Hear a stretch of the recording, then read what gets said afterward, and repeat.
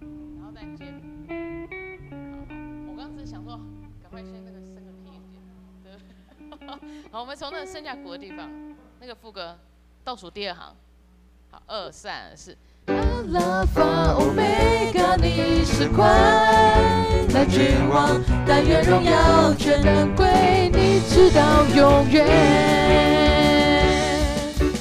阿拉法欧米伽，你是快来君王，现在、现在、以后、永在，全能之神在宝座上。阿拉法欧米伽，你是快来君王，但愿荣耀全能归你，直到永远。阿拉法欧米伽，你是快来君王，现在、现在。等我们再次，刚好没有在一起。我们从升 key 的地方好不好？从那个原本的。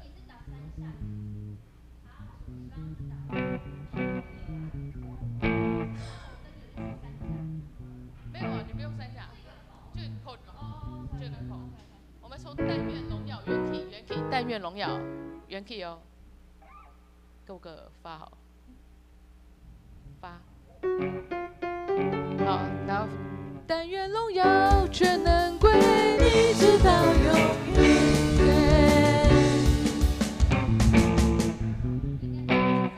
对，我们先原 key， 然后接升 key。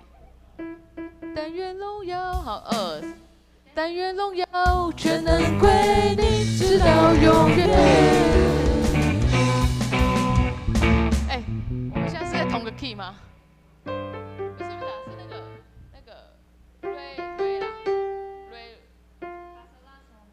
瑞过个瑞。但愿荣耀，但愿荣耀全能归你，直到永远。阿拉法欧米伽，你是快来君王。好，那个口再是在，你刚刚那个升 key 是不是没有升到发？升发？不是，是大的。哦，对，你没升到瑞，好，来，那个再次那个，但愿荣耀，瑞，哎，我这个有一 key 过，瑞，但愿荣耀全能归你，直到永远。阿拉法欧米伽，你是快来君王，现在、今在、以后、永在，全能之神在宝座上。阿拉法欧米伽，你是快来君王，但愿荣耀全能归你，直到永远。但愿荣耀全能归你，直到永远。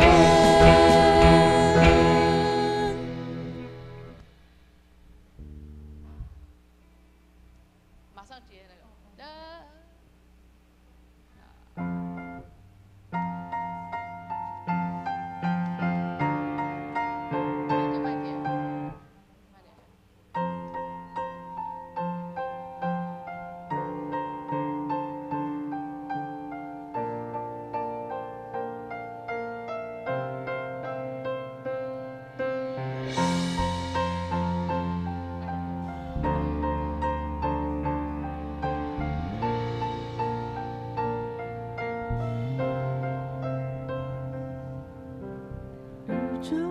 中心耶稣，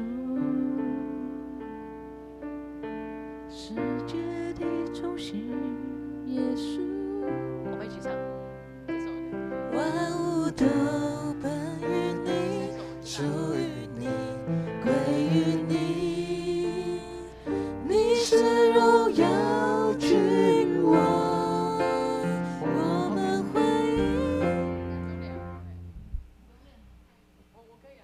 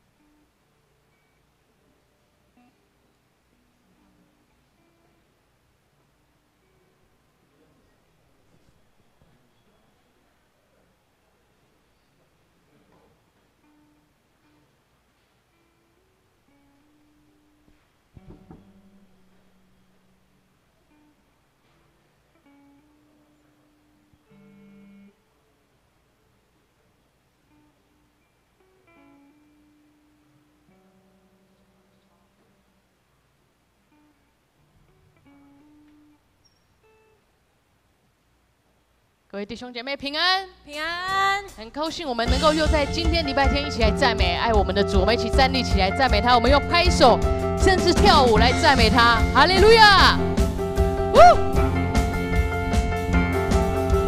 有一位真神，他名字叫耶稣，他来到这世界上，为要救赎你。生命的意义尽在这福音里，只要你开口呼喊耶稣，耶稣是生命一切问题的解答，耶稣是生命一切黑暗的亮光，将忧伤变为喜乐，将惧怕变为力量，耶稣是永恒唯一的盼望。哈利路亚！我们先跟前后左右的说，耶稣是永恒唯一的盼望。哈利路亚！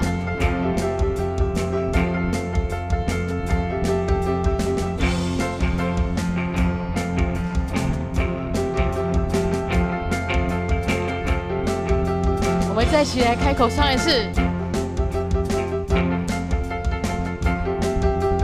有一位真神，他名字叫耶稣，他来到这世界上，为要救赎你。生命的意义尽在这福音里，只要你开口呼喊耶稣，耶稣是生命一切问题的解答，耶稣是生命一切黑暗的亮光，将忧伤变为喜乐，将惧怕变为力量，耶稣是永恒唯一的盼望。我们不停拍手来赞美他。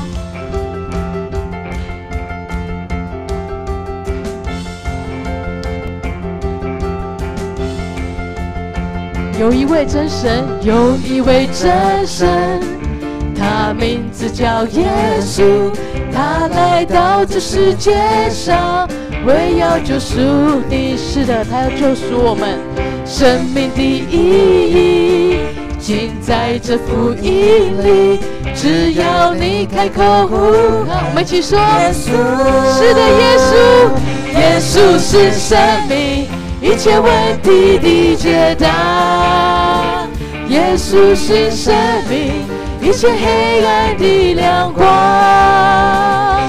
将忧伤变为喜乐，将惧怕变为力量，耶稣是永恒唯一的盼望，耶稣，耶稣是生命一切问题的解答，耶稣是生命一切黑暗的亮光。是的，他是我们的光，将忧伤变为喜乐，将惧怕变为力量，耶稣是永恒唯一的盼望。我们再次在说，耶稣是生命一切问题的解答，他是我们的解答，他是我们的亮光，耶稣是生命一切黑暗的亮光，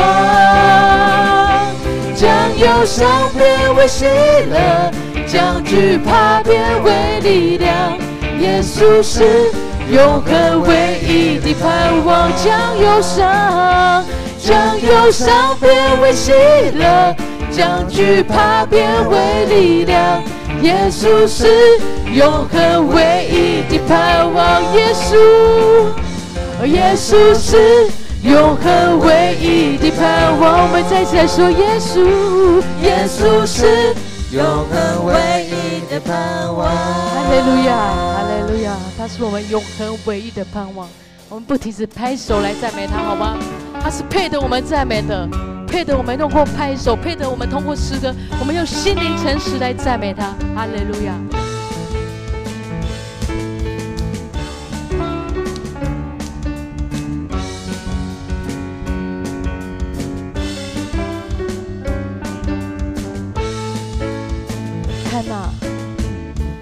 看那神的帐幕在我们中间，你的荣耀遍及在全地之上。那圣洁与幕后的就是耶稣，在你里面就是永恒。复活的羔羊已得胜，你的荣耀光照我们。神在，神在，神在，主我愿你来。一起唱，嘿！阿拉法欧梅嘎，你是快来之王，昔在今在，以后永在，全能之神在宝座上。阿拉法欧梅嘎，你是快来之王，但愿荣耀全能归你，直到永远。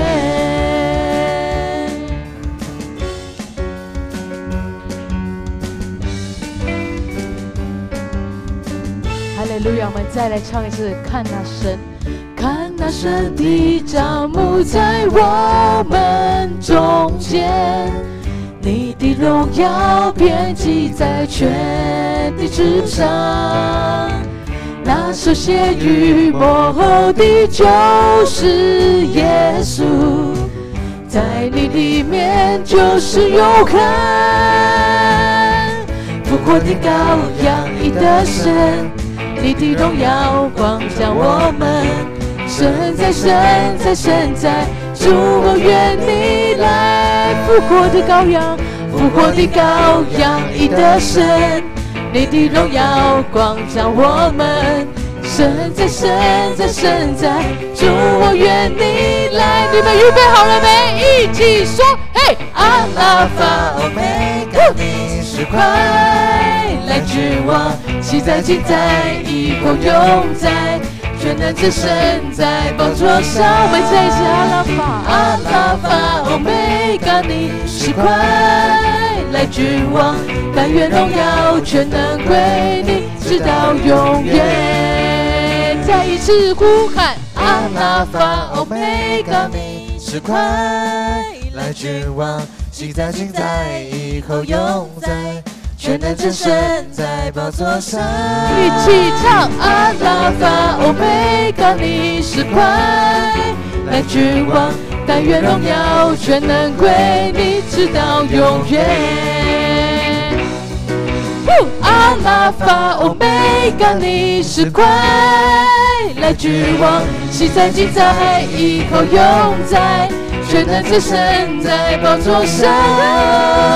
阿拉法欧梅嘎，你是快来之王，但愿荣耀全能归你，直到永远。但愿荣耀，但愿荣耀全能归你，直到永远。但愿荣耀，我们一起说，但愿荣耀全能归你，直到永远。哈利路亚！那我们将掌声献给爱我们的主。哈利路亚！邀请各位弟兄姐妹，我们现在一起预备我们的心。我们预备我们的心，我们要迎接主的到来。他是宇宙的中心，他是世界的中心，他是荣耀君王。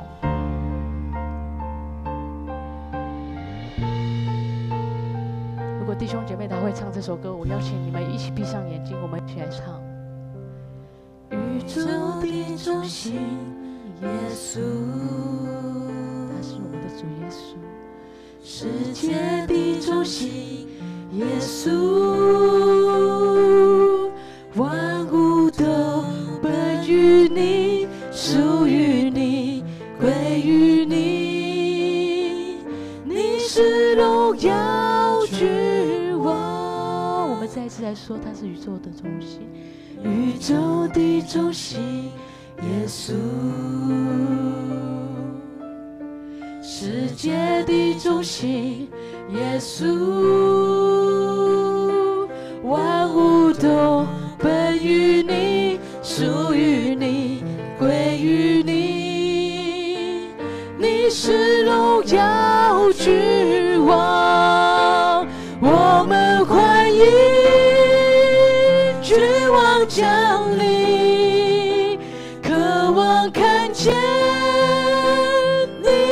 彰显，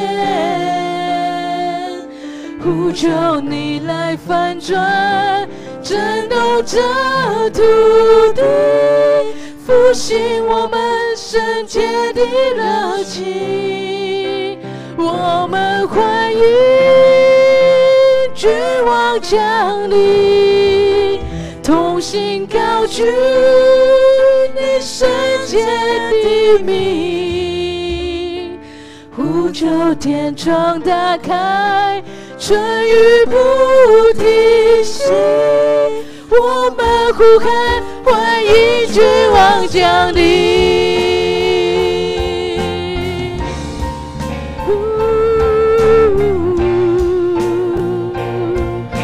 我邀请弟兄姐妹，我们可以一起高举双手来迎接他。主啊，我们欢迎你的到来，主啊，我们欢迎你降临。主啊，你是世界的中心，你是我们唯一的救主耶稣，哈利路亚！我们欢迎你，宇宙的中心耶稣，世界的中心耶稣，万物都本于你，属于你，归于你，你是荣耀君王。我们欢迎君王降临，渴望看见你的彰显，呼求你来翻转，震动这土地，复兴我们圣洁的热情。我们欢迎君王降临，同心高举你圣洁的名，呼求天窗打开，春雨不停息。我们呼喊，欢迎君王降临。我们一起大大张口，大大张口，大大充满，恩膏如雨浇灌这地，眼未看见，耳未听见，渴慕更多，看见你的容面。大大张口，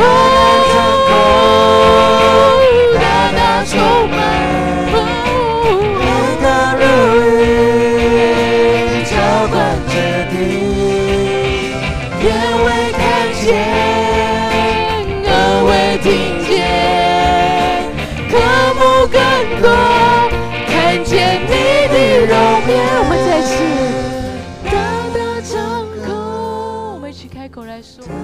主啊，愿你充满我们，愿你修剪我们每一个人。浇灌这地，眼未看见，耳未听见。我们就是单纯的在你面前。我们再次大大张口，大大张口，大大充满。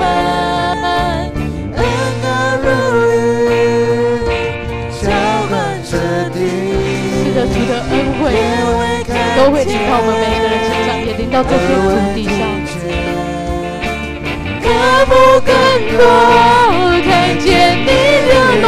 最后一次的呼求主，大大张口，大大充满，恩膏如雨浇灌这地，眼未看见，耳未听见，渴慕更多，看见你的容面。我们欢迎君王降临，渴望看见你的彰显，呼求你来翻转，震动这土地，复兴我们圣洁的热情。我们欢迎君王降临。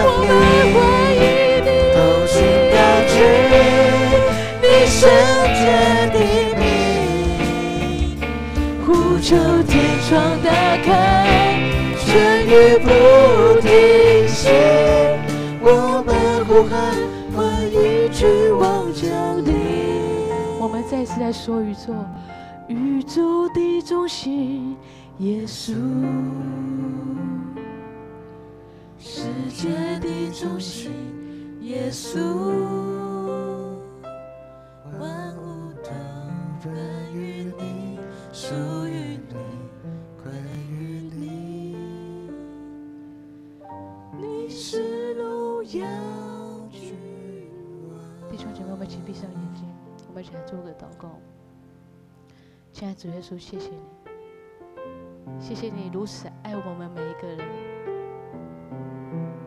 当我们在找生命的解答，当我们生命中遇到黑暗需要亮光的时候，主耶稣你都在。主耶稣，求你除去我们每一个人的罪恶，愿我们每个人能够谦卑悔改的在你面前。求你来剪除我们，求你来修剪我们每一个人。愿我们每一个人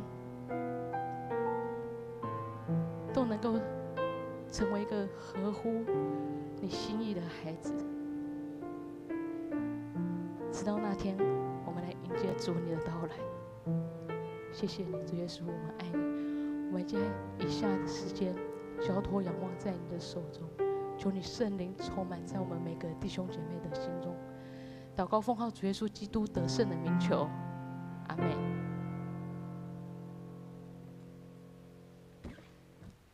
请我们仍然站立，我们用使徒信经来告白。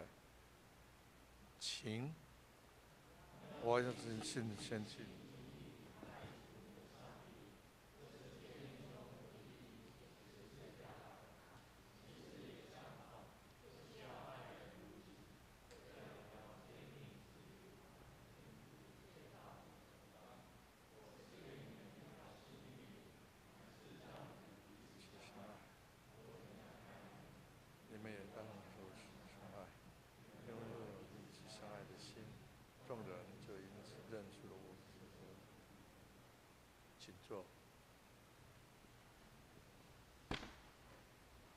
奉献，请同工来。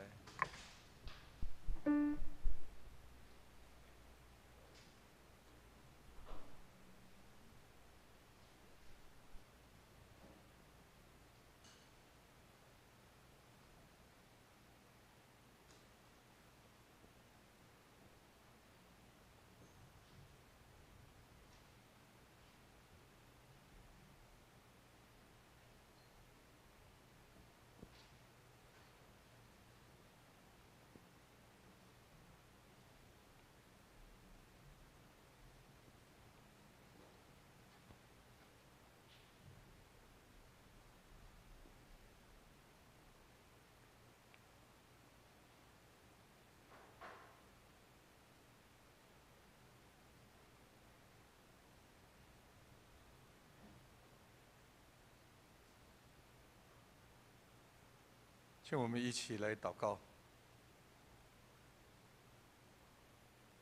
天父上帝，我们感谢你，你是昔在、今在、永在的神，你是掌管我们一切的主，你创造了我们的生命，也让我们掌管这全地，并让我们来享受你所造的一切。祝我们献上感谢。天父上帝，3年前病毒开始侵扰了这全地，让你所造的子民经历了这一切痛苦的经历、烦恼的经历、扰乱一切生活的经历。父啊，求你怜悯我们，好叫我们快快脱离这疫情、这病毒的侵扰，让我们恢复秩序，让我们回到正常的生活，让我们回到从前的自由快乐。天父，求你怜悯。父神，我们感谢你在昨天赏赐好的天气，让宇翔跟若雨在你的圣殿里，在天父你的面前，众人的面前立约，成为夫妻。主，我们相信你赐下那永恒的爱在他们当中，你让他们结为夫妇，为要荣耀主你的名。主，我们恳求你的恩典和赐福，永远在这个家，以临到陈王两家。天父，我们相信他们必要建立一个基督化的家庭，他们要享受一切在你的爱中所建立的，他们要成为你祝福的一个家庭。天父，我们看见昨天你的恩典在我们当中，让众人因着这样的婚约得到的喜乐，得到祝福。天父，愿意今天我们在你的圣殿再一次来聚集，再一次来敬拜赞美的时候，圣灵必要在我们当中行奇妙的事。主，我们要通过你的话语，要通过我们牧者的教导的提醒，让我们再一次在圣诞节即将来临的时候，我们预备了自己的心，也预备了主耶稣再来的道路。天父，求你在我们当中开我们的心，开我们的耳，让我们更明白主你的旨意。愿今天的敬拜得到主你的赐福，蒙你悦纳。这个时候，我们要用主耶稣所教导的祷告文一起来祷告说：我们在天上的父，愿人都尊你的名为圣，愿你的国降临，愿你的旨意行在地上，如同行在天上。我们日用的饮食，今日赐给我们，免我们的债，如同我们免了人的债，不叫我们遇见试探，救我们脱离凶恶。因为国度、权柄、荣耀，全是你的，直到永远。阿们。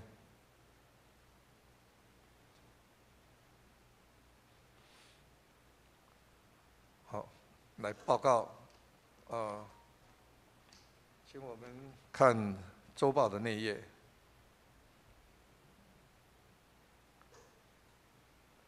第一，本日是代降节的第二主日，早上的敬拜当中，已经由琴社和妇女团契的会长来点燃第二根蜡烛，意义就是象征我们预备心还有我们的信心的蜡烛。我们当用生命来见证主恩，为主预备道路。第二，12月25号圣诞节的系列活动，我在这里有一些预告。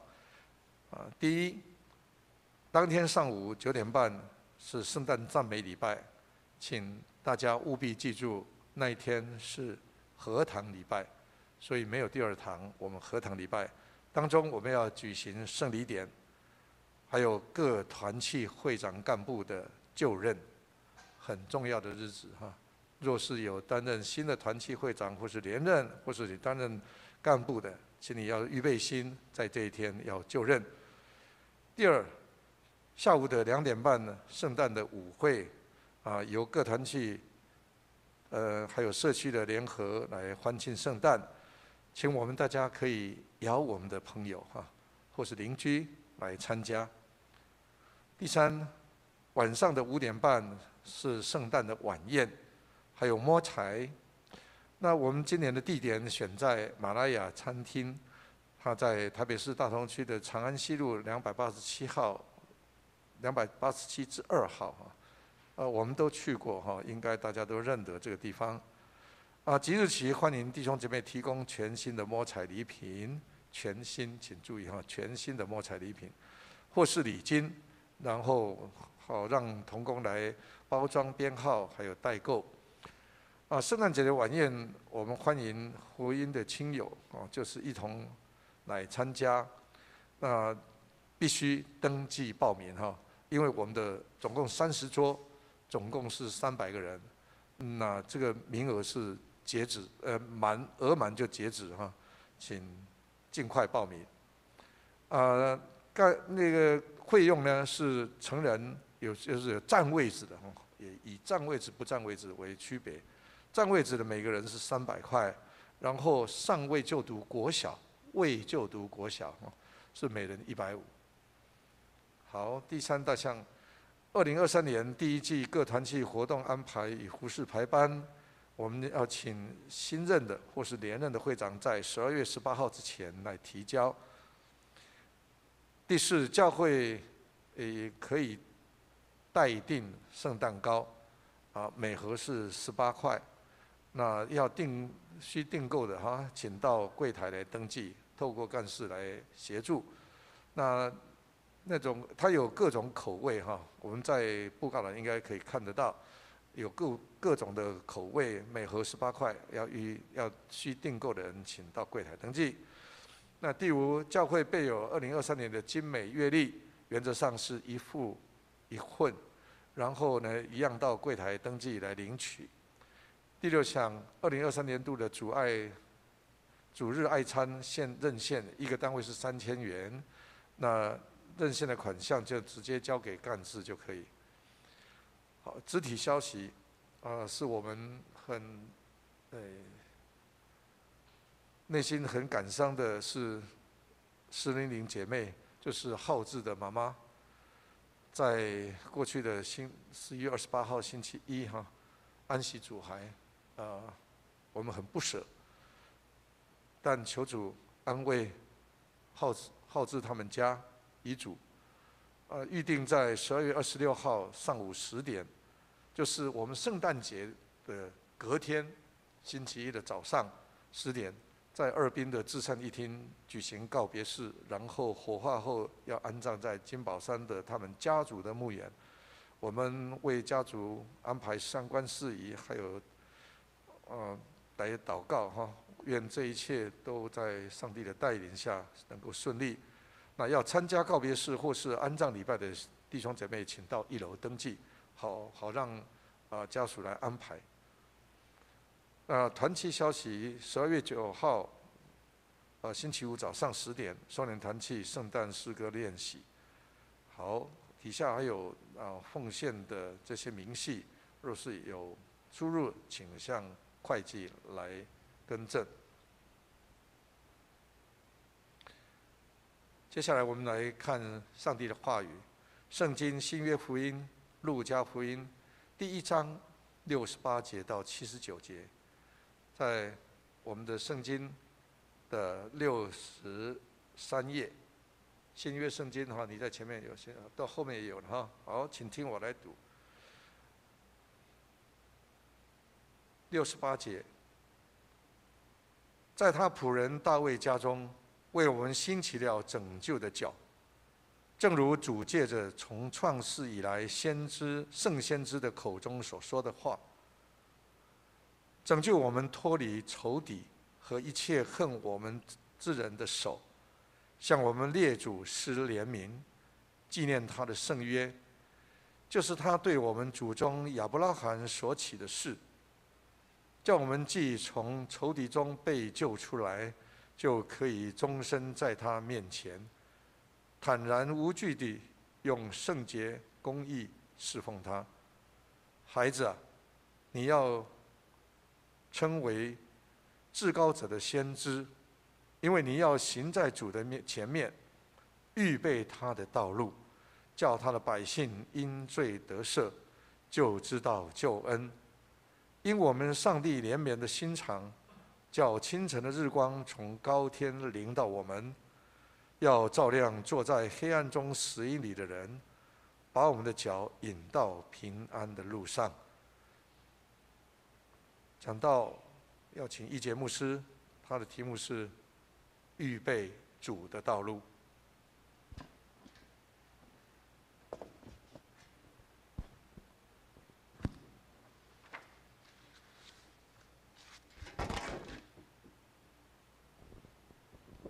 弟兄姐妹，大家平安。我们来祷告。亲爱的上帝，我们感谢你，在2000多年前，你降下爱子耶稣基督，成为我们的中保，也让我们有机会可以跟你重新恢复连结的关系，那是一个生命连结的一个关系。愿今天上帝的话语亲自带来安慰，亲自带来和好，带来盼望，帮助我们弟兄姐妹，我们可以来用和平的脚来行走我们每一天的道路。祷告祈求，奉靠耶稣的名，阿门。道路，路，从字面上的意思来讲，就是让可能车辆或者是行人以前可能有马，所以不管是城市里面的路，或是乡村的道路，甚至我们说让船走的水路。人生也有很多的路，就好像考试的路。我们等一下下午我们的幼书要去考日语考试的路或者是我们的就业的路要面试，还是我们昨天以翔若愚他们婚姻的道路。有一句话这么说：歹路唔通行，对，还有这种路，还有这种歹路。所以道路较宽广的意义是让我们要前往到某一个目标，可是在这过程的当中，我们发展我们的情形的变化。最近有一个消息，除了选举之外，就是金门大桥通了，因为花了很多钱，而且差不多10年的时间才把一条桥5.4公里的桥盖好。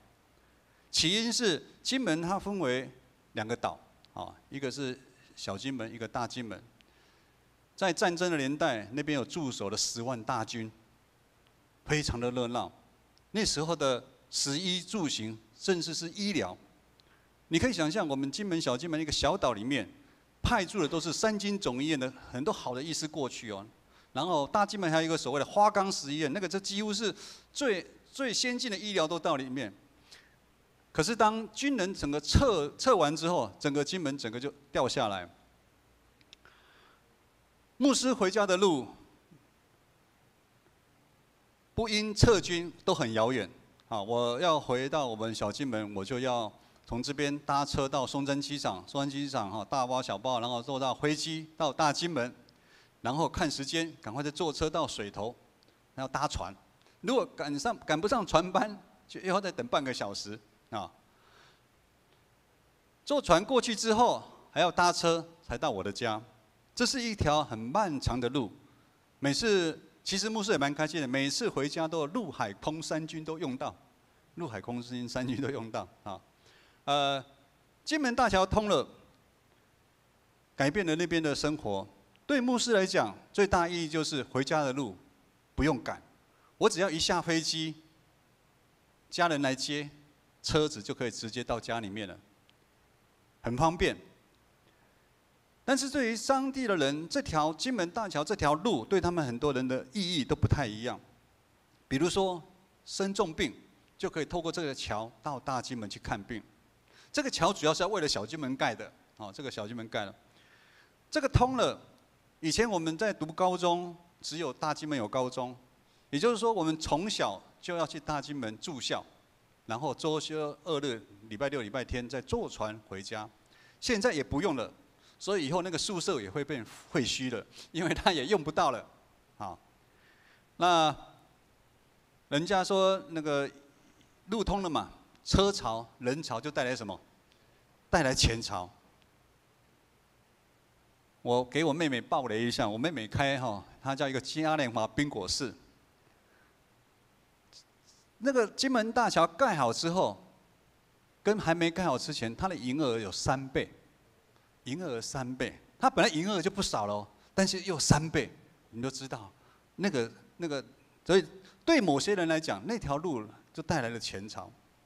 今天是代降第二主日，我们在台语堂点燃了第二支的蜡烛，代表的预备跟信心。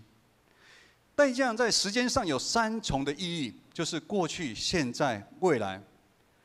过去我们纪念主耶稣的降临，未来我们要迎接主耶稣基督再一次的降临。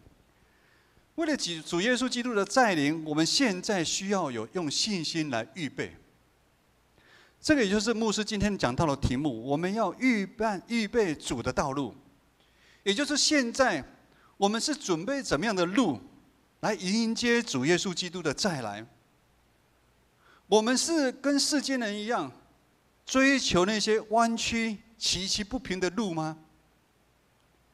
可能大家听不懂，就是世俗价值观的那些路，在迎接主耶稣基督。我们用自己爱走的路，我们自己爱看的风景来迎接主耶稣基督，还是我们愿意为主，我们不断的在我们生命信仰当中修剪我们的生命？不管我们走在哪一条路，我们是走在基督掌权的那条路。路加福音第1章，如果大家有按着新眼光读经注在走，路加福音第1章一开始就非常的热闹，一个一个人物开始登场：撒迦利亚、伊丽莎白、施洗约翰、天使加百列、玛利亚，还有玛利亚的先生叫什么？约瑟啊，以及最重要的主角耶稣。路加福音1章67节描写的约翰的父亲撒迦利亚被圣灵充满，就讲了预言。所谓的讲预言，就是他赞美上帝。圣经说，撒迦利亚跟伊丽莎白这一对老的夫妻，他们在上帝面前是义的人，但是他们年纪大又没有孩子，这件事情让他们很遗憾。甚至在当时，他们觉得呢很丢脸，不敢见人。所以牧师要再提醒哈，昨天以翔跟若仪他们结婚，大家不要看到他们问说什么时候生孩子，什么时候生孩子，什么时候生孩子，那会给当事人很大的压力。曾经有一位牧师就在 FB 上面 po， 因为他的师母久久没有生孩子，每个人就一跟他讲我有什么秘方，什么秘方，然后你那个师母我给他买什么保养品，什么保养品，那个牧师在 FB 我讲这个牧师魏长也认识，而我们绝对不要去讲。年纪大了一对老的夫妻，在人来看不可能再生孩子，但是上帝却行神迹，赏了一个孩子给他们。这是一个超自然的一个现象。我们的信仰本身其实就是一个超自然的一个现象。上帝插手在撒迦利亚跟耶利撒白这个家庭里面，让他们重新经历到上帝原来是超越他们原来框框里面的上帝。上帝带领撒迦利亚走一条又新又宽的一条道路，而且这条路是他们未曾走过的路。我想在座第一代信徒，尤其是第一代的信徒，从信主跟没信主，应该是走上一条你未曾走过的路，而且你会开始经历到很多的神迹奇事，就好像撒迦利亚他们经历的是一样。约翰这个名字，在原文的意思就是上帝是怜悯恩典人的上帝。约翰的诞生也是上帝对约翰有一个计划，什么计划？就是他要一辈子去宣扬、去宣告什么？上帝是怜悯人的上帝啊！上帝是怜悯人的上帝，这是一个好消息。我们在圣诞节期，我们就是要去传达好消息。今年教会的报佳音可能会更改方式，往年我们都是到附近去逛街，然后去圣诞节。不用，好几个礼拜前，星光三月跟捷运公司他们就已经联合了，他们已经把那个双连站中山站跟双连站中间的上面布置得非常的热闹。今年比往年更热闹，他们已经在宣扬圣诞节已经来了，所以我们要换一种模式，换一种模式。约翰的诞生让撒迦利亚这个家庭改变。首先第一个就是，本来是一对年老的夫妻，他们竟然有孩子，这是上帝的怜悯啊！再来，约翰的降生对撒迦利亚也是一个改变。天使跟撒迦利亚说：“我会赏赐你一个孩子。”撒迦利亚不相信。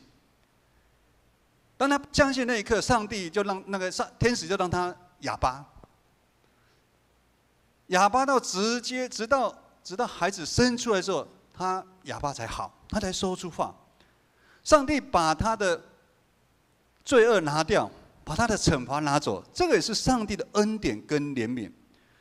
最后以后将会有一些人，因为约翰传讲的信息而悔改，更接近上帝，同样也是上帝的恩典。我们都知道，上帝是公义审判的上帝。如果今天上帝不是公义审判的上帝，我们会觉得很多作恶多端的人我们都没办法得到伸冤。所以就是上帝亲自拣选了以色列这个民族，当他们忘记上帝的恩典，不守上帝的诫命，以其他的偶像代替上帝的时候，坚持走他们自己想走的那条路，上帝的审判、上帝的管教就临到这个民族。上帝在让以色列一次被掳走，让他们在经历黑暗的日子，让他们好像回去以前在埃及当奴隶的那条路的日子。我们要常常从历史上面来得到教训。现在你，我们的信仰是走的是哪一条路？回想你当基督徒的那一天开始，从你出生就在教会的那一天开始，教会这个信仰对你的意义是什么？教会很好玩，每到圣诞节的时候活动就很多，教会平常很多的团契活动也很多，教会是一个安全的地方。我们是不是已经习惯行以如仪的日复一日的宗教的行为？我们在不知不觉的当中，我们的嘴巴说爱上帝，我们还带了十字架说我们是基督徒。可是其实我们默默的像以色列这个民族一样，用许多的人事物代替上帝，来满足我们自己，但是其实我们根本没有发觉。信仰有时候对我们好像是一条无法跨越的红色的警戒。我们有时会忘记我们是新创造的人。礼拜四，牧师在帮利安，牧师也报一个好消息哈，钟利安弟兄12月25号要坚信你，拍手一下，哎呀！他妈妈说等待他30年了，等待30年了。我们是新创造的人，但是我们会不会依然躲在一个安全的范围里面？安全的范围里面，我们信我们所相信的，做我们想做的，走我们自己爱走的路。一切的出发点都是以自我为中心，自我为中心。我们没办法跨越这个红线，改变对我们来讲是一件非常困难的事情，因为这世界的价值观深深的影响我们很大，不只影响教会，世俗价值观影响了这个世界。我们教会有办那个社区银发族，那牧师每次会按到的节期或者碰到什么，我们就跟他分享。上个礼拜志梅牧师跟他们分享死亡。那我礼拜五，因为我们礼拜六有婚姻嘛，有结婚典礼，我跟他分享了婚姻，那就讲到生孩子。有一个长辈马上举手，牧师不能生孩子，为什么？牧师你知道吗？现在坐月子一边1个月要30万，真的那么贵吗？我不知道，坐月子，哎呀，真的有人点头。我说哦，不能做。那我说不坐月子可不可以？他说不行，不行。现在的年轻人都要比较，你做大道都一定要做，哇！结婚好不好？牧师不好，为什么？因为结婚只高兴一天，哇！这些阿嬷是在。那我说阿嬷，你们的婚姻都怎么样？忍耐。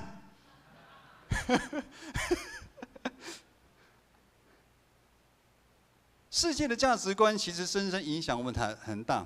然后这些阿嬷，其实他们，等一下牧师讲，他们也被很多东西辖制，纵使他们活到70、80岁，我们也被这个世界价值观影响很大，但是我们却不够谨慎，我们不够警醒。有时候我们把世界的价值观带到教会里边，或者是融入到我们自己的身上，我们忽略了圣灵对我们每一个人的提醒，圣灵对我们的提醒。上帝是公义审判的上帝，绝对是。前2天牧师去针灸，那个医师是也是牧师的孩子，他在跟我说，他的的医者也有一个是教会的。他说他们教会的会友把他们的牧师赶走了。把牧师赶走，那会友跟那个医师讲，你知道吗？赶走了那几个长老身体都很好，听说过几年全部都走了。过几年全部都走了，不是叫你不要赶牧师。很多的事，上帝是审判的上帝，但是上帝的作为我们不知道，但是我们更知道是上帝更是愿意怜悯人的上帝啊。这个就是约翰要传讲的，就是上帝是怜悯人的上帝。圣灵透过原本不相信天使报佳音好消息给撒迦利亚，说我会给你一个孩子，要取名叫约翰。上帝的恩典将临到他，其实也是临到以色列，甚至是临到现在的我们。可是当约翰一出生之后，撒迦利亚本来是哑巴，他能够讲话了。也就是说，撒迦利亚他的生命，他长久以来，因为这个没有孩子，不晓得会不会被嘲笑，他得到释放了。他的释放就代表以色列这个民族也长久被压制，得到释放了。这个释放也是告诉我们，我刚刚讲那些阿嬷他们很多被世界的价值观捆绑住了，传统的价值观捆绑住了。那我们呢？我们成为上帝的孩子，我们还有没有被什么事情被捆绑住？被我们原来的老我捆绑、辖制了。牧师以前被金钱辖制了，牧师以前也被一些虚名辖制了。牧师以前也被我老二情结，我是家里排行老二。我一直觉得我老爸眼中只有我大哥。我一直想要表现得更怎么样让他看，但是他从来不看，但是其实他没有不看呐，回来后来我有跟他分享啊，我觉得每一个人，我们被那个是我们自己被我们自己很多的东西被辖制的，所以我不晓得在场的弟兄姐妹，你现在有没有被什么东西辖制你的？今天。上帝透过撒迦利亚要向我们宣扬一个大好的消息，就是记载在我们今天的经文第一个部分68节到75节，上帝的拯救的消息要临到了。68节这么说：我们要称赞以色列的上帝，因为他是愿意救赎他子民的上帝啊！他跟他的子民时有救恩要临到这个世上。当这样的宣告。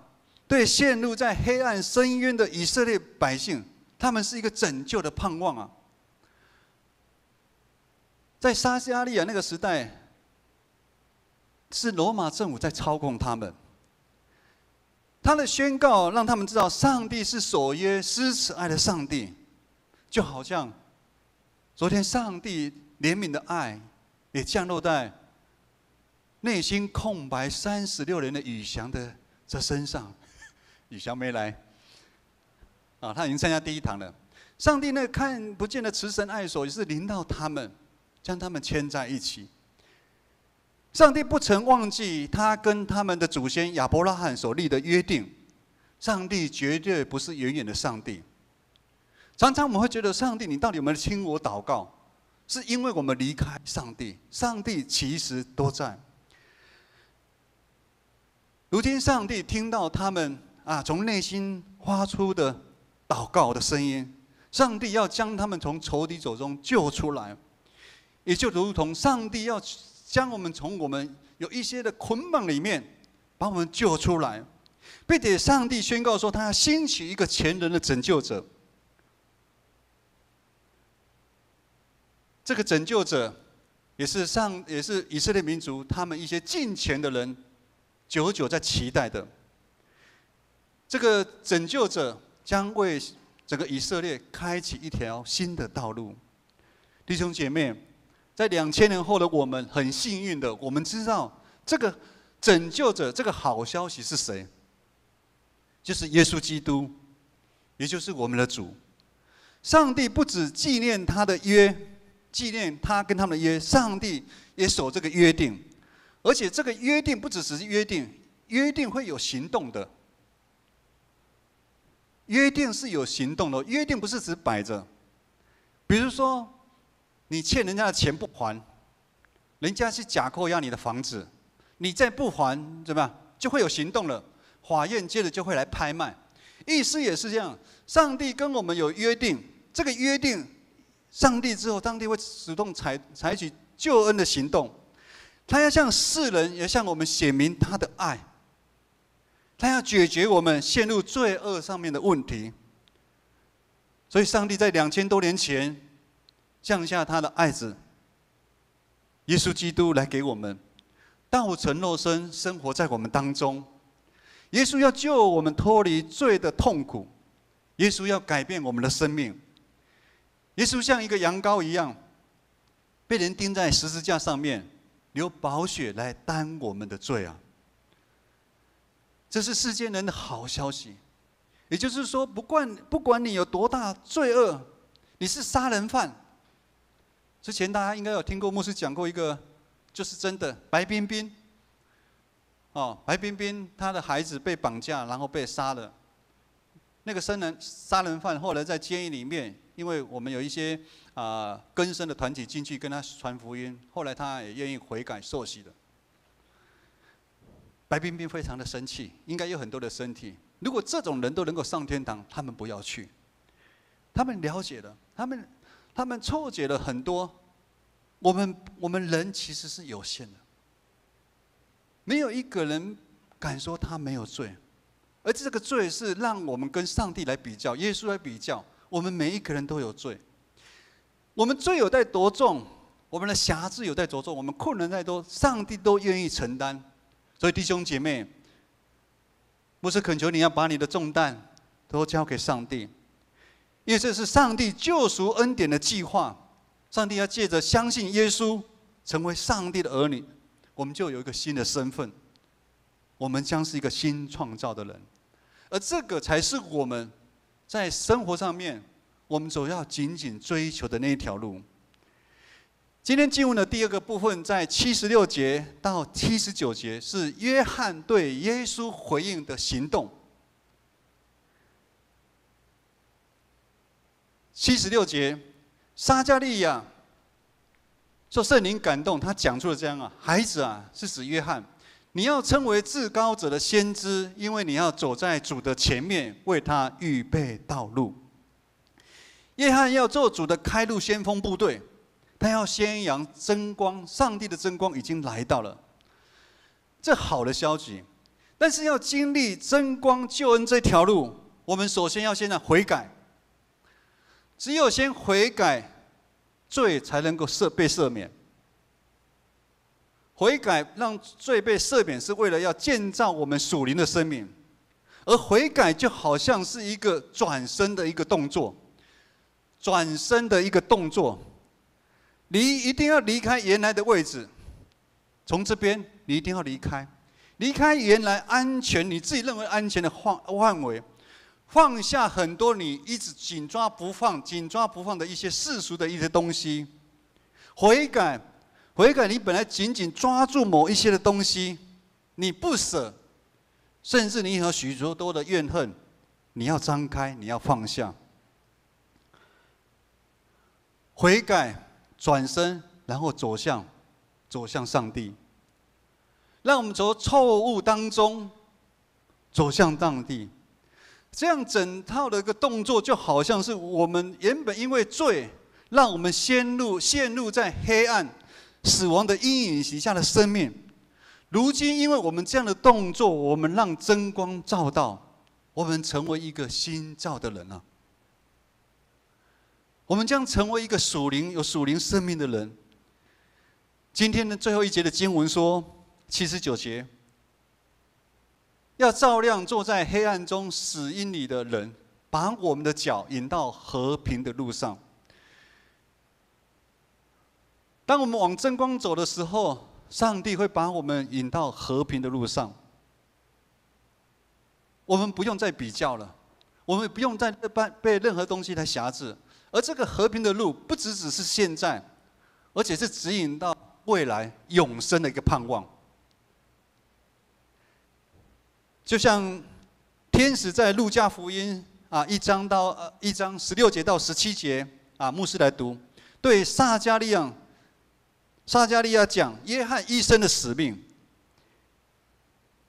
他要使许多以色列人回转归于主他们的神，他将有以利亚的精神和能力走在主的前面，叫父亲的心回转儿女，叫悖逆的人转向义人的智慧，又为主迎接预备他的百姓。弟兄姐妹，如今我们都是受洗成为基督徒的一群人，上帝的灵充满在我们的身上，所以我们都是现代的施洗约翰。我们都是约翰。我们每一个人其实都充满了以利亚的精神跟能力，要来做主的先锋。我们要来预备上帝的道路，这是一条非常荣耀的使命。当有这荣耀的使命，其实你会轻看很多的事情，这也是我们教会存在最大的意义。我们要宣扬主耶稣已经降生了，真光已经临到这个世上了，上帝要透过这个光来救赎许多的弟兄姐妹。我们在办社区银发族，我们不是只是让他们来学习一些才艺、共餐，这样都让他们回去了。我们会将耶稣的爱来散播给他们，不知不觉的给他们。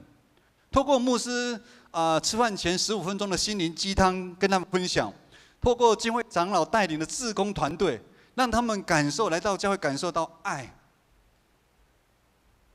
我们每一季都会帮他们庆生。有一个阿嬷，那一天我们特别联络她女儿，她女儿也有来参加送花。那个阿嬷哭了，为什么？她已经很久没有吃到生日的蛋糕了。当真光临到，一个人会被改变，就好像约翰福音10章10节讲，贼来了，小偷来了，他已经是来偷，来毁灭我们。但是耶稣来了，他是不一样，那是让我们得生命，丰盛的生命啊！但是弟兄姐妹，就如同牧师一开始讲的，圣诞节我们每一年都在过，如今我们要再问一次我们自己：我们有没有如同今天等一下布幕拉起来，大家去看，昨天志梅牧师布置的，我们有没有如同客栈的主人在等待耶稣？我们有没有如同东方的博士在等待的耶稣？我们有没有如同旷野中的牧羊人在等待耶稣？我们有没有预备好，我们成为一个合神心意的人，来迎接主的再来？我们愿意为主不断的修剪我们的生命，让我们自己走在基督掌权的路上。最后，求主帮助我们。求主帮助我们每一个人，我们在信仰的路上面，我们不断的经历悔改，经历悔改，经历转身，经历往前走，去经历每一天真光同在的生命。我们一起来祷告。亲爱的主耶稣，我们感谢你，感谢你在众人当中拣选我们成为基督徒。我们是你用重价的恩典，用十字架上流的宝血来赎回我们。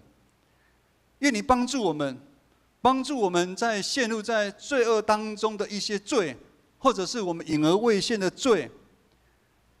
此时此刻，我们要说：主啊，我们的信心不够，愿你加添我们的力量，帮助我们，让我们能够成为圣洁公义的器皿，可以一辈子来服侍你。祷告祈求，奉靠耶稣的名，阿们。我们一起来唱这首回应诗。我们一起站立。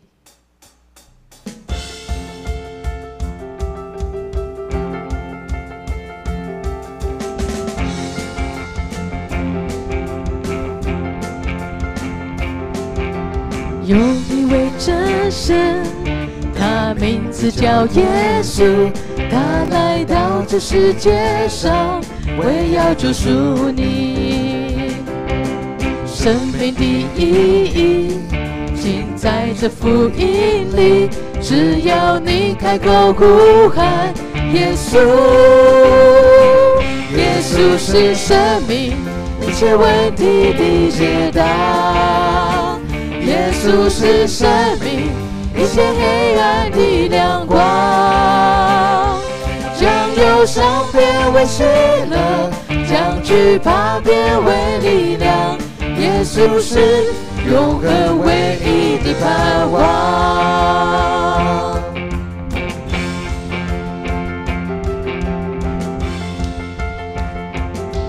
嘿，有一位真神，名字叫耶稣，他来到这世界上，为要救赎你。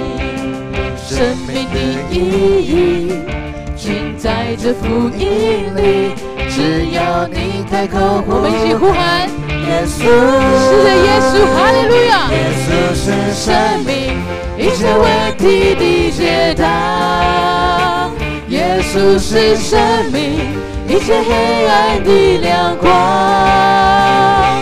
将忧伤变为喜乐，将惧怕变为力量。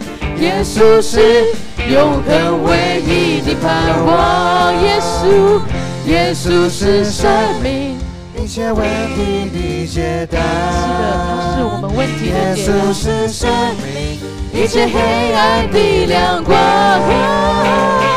将忧伤变为喜乐，将惧怕变为力量。耶稣是永恒唯一的盼望。耶稣，耶稣是永恒唯一的盼望。耶稣，耶稣是永恒唯一的盼望。我们一起来祷告。父神，我们感谢你，谢谢你降下耶稣，成为我们世人唯一的盼望。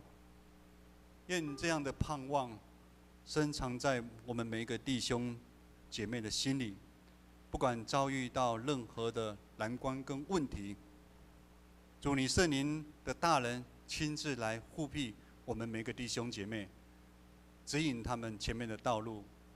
愿我主耶稣基督的恩惠、天父上帝的慈爱、圣灵的感动，与你们众人同在，从今时直到永远。阿们。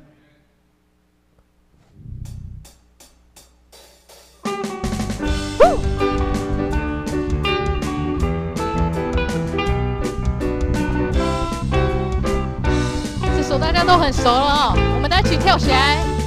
哦，主，求你使用我，哦，主，差遣我，是被掳的释放，瞎眼的看见，叫那受压制的自由。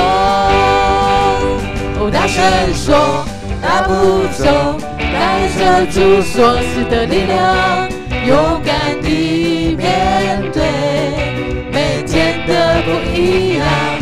每天都会讲，有主同行，我不害怕，我要去传扬，每天都说，哦哈利路亚，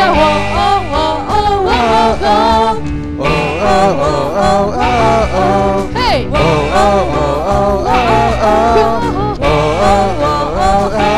大声，你们唱。